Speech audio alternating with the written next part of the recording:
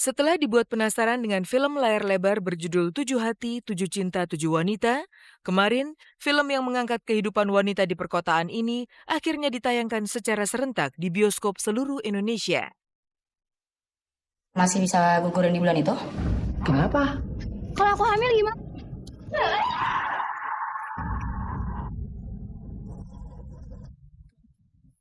Tidak semua perempuan adalah korban. Menurut saya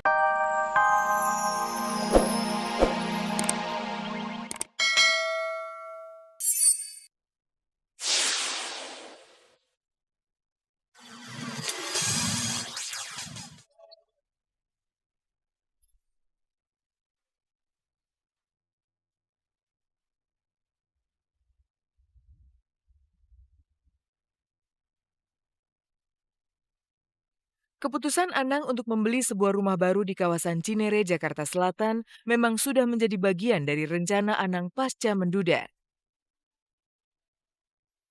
Rumah yang baru saja dibeli Anang tersebut nyatanya merupakan pilihan hati Ashanti dan kedua anaknya, Aurel dan juga Azriel. Yang milih itu bertiga, dia, Aurel, Azriel. Bukan milih, ngasih saran. Jadi kan ada beberapa contoh rumah.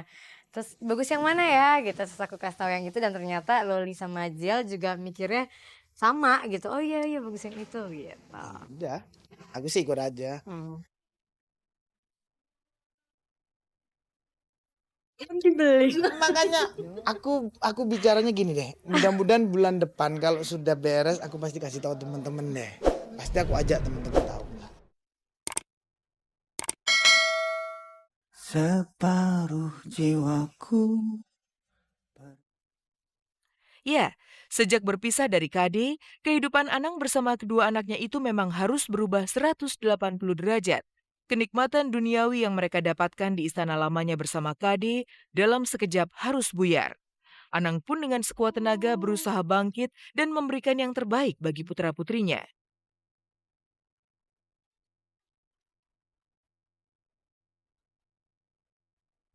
Bahkan Anang rela merenovasi ruko yang ditempatinya itu demi mendapatkan hunian yang layak dan nyaman bagi dirinya dan juga dua buah hatinya tersebut.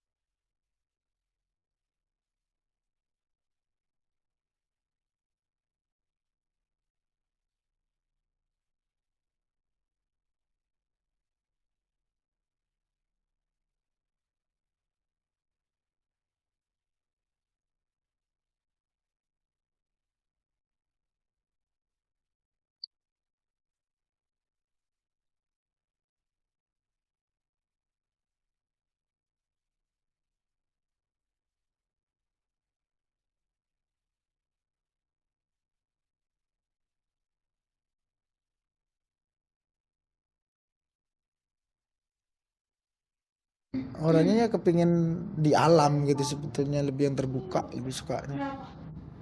Jadi ya keinginannya kayak aku ngarang lagu malam kadang berhayal ngeliat ke atas gitu, nggak mau ketutup. Makanya di atas juga ada tempat begitu buat nongkrong aku kalau ngarang lagu aja. Sekarang sudah merasa ada rezeki yang cukup untuk bisa merapikan kamarku, ya aku rapiin. Supaya ya Aurel udah besar kan, udah menuju di remaja kan, dia butuh privasi untuk tidak terganggu kan. Ya aku wajibnya harus nggak bisa bareng sama Aurel. Kayak kemarin kan hampir setahun kemarin kan tidurnya bareng bertiga terus kemana. Dan sekarang Aurel udah nggak boleh lah. Melihat Aurel temennya semakin banyak kan.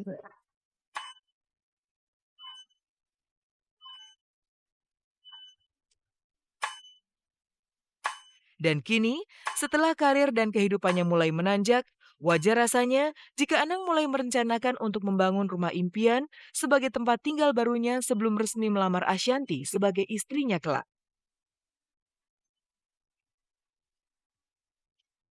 Kalau ada orang yang mau hidup dengan aku dan anak-anakku lagi, aku nggak mau ingin membagi kesedihan, tapi aku ingin membagi kebahagiaan.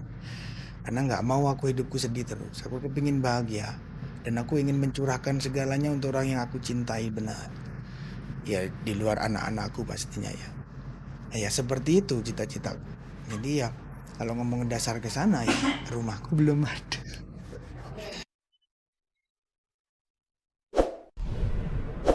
Ya kalau jodohnya ya harus siap ya. Aku nggak pernah melihat latar belakang orang atau misalnya ya Mas Anang statusnya atau gimana ya. Kalau memang misalnya Allah bilang ini jodohnya ya pasti akan dimudahkan jalannya gitu. Tapi kalau Allah bilang bukan jodohnya kita mau paksain kayak apapun kan nggak akan bisa juga gitu.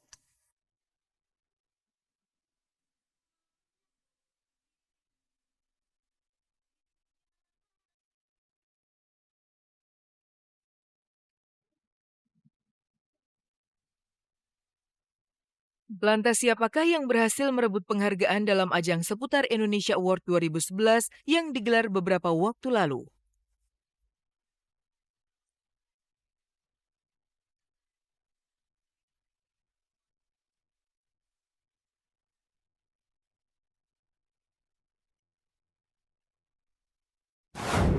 Heboh aksi Cahaya-Cahaya Norman Kamaru di YouTube akhirnya membawa polisi Gorontalo itu ke puncak penghargaan.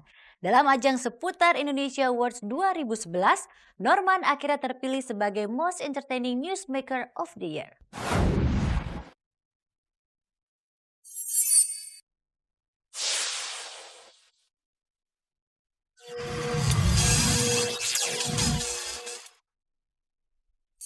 Chaiyya छैया छैया छैया चल छैया छैया छैया Chaiyya. Bribtu Norman Kamaru berada di awang-awang kebahagiaannya. Selasa 17 Mei lalu, polisi yang heboh dengan aksi cahaya-cahayanya ini akhirnya kembali meraih penghargaan sebagai Most Entertaining Newsmaker of the Year dalam ajang seputar Indonesian Award 2011. Pemenangnya adalah Bribtu Norman Kamaru. Saya hadir mendapat tugas mewakili Bribtu Norman, komandan saya. Dia pasti nonton, pasti suka. Terima kasih kepada masyarakat Indonesia yang merasa terhibur. Pas tadi pembacaan yang menang Bribtu Norman, wah alhamdulillah dari Gorontalo. Gitu kan, Gorontalo bisa Allah gitu. Ah, senang sekali saya.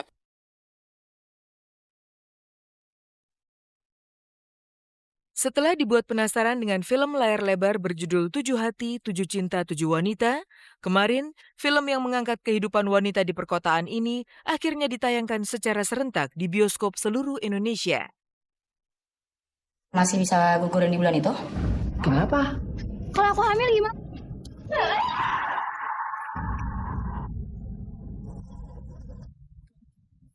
Tidak semua perempuan adalah korban. Menurut saya based on a true story dari cerita-cerita sahabat saya, terus juga sadomasokis, keluarga saya juga ada yang mengalami itu. Dari hal itu semua saya kumpulin, saya rangkai jadi 7 Hati, 7 Cinta, 7 Wanita. Untuk perempuan-perempuan di luar sana itu harus nonton film ini ya. Karena emang film ini tuh real banget, kayak nggambarin kalian gitu. Apalagi anak SMP zaman sekarang tuh yang emang aku banget di film ini. Jadi kalian mesti nonton ini. Acara kompetisi memasak MasterChef Indonesia kian memanas. Masing-masing peserta acara MasterChef ini kian hari kian mengasah kemampuannya untuk berimajinasi menciptakan aneka menu dan rasa masakan yang memang patut diacungi jempol. Tidak hanya itu, MasterChef Indonesia ini nyatanya merupakan sebuah acara reality memasak yang real dan tanpa rekayasa. Selama di episode sampai hari ini, kesan saya itu berat, menyenangkan, dan penuh tantangan. Itu yang membuat kita harus happy gitu. Setelah mengikuti beberapa episode di MasterChef Indonesia ini, banyak pelajaran yang bisa saya dapetin ya. Banyak banget pelajaran yang bisa saya dapetin. Galeri MasterChef-nya juga keren banget gitu, pantry-nya juga lengkap gitu. Jadi ya beda deh dari apa yang bisa saya dapetin di kota saya.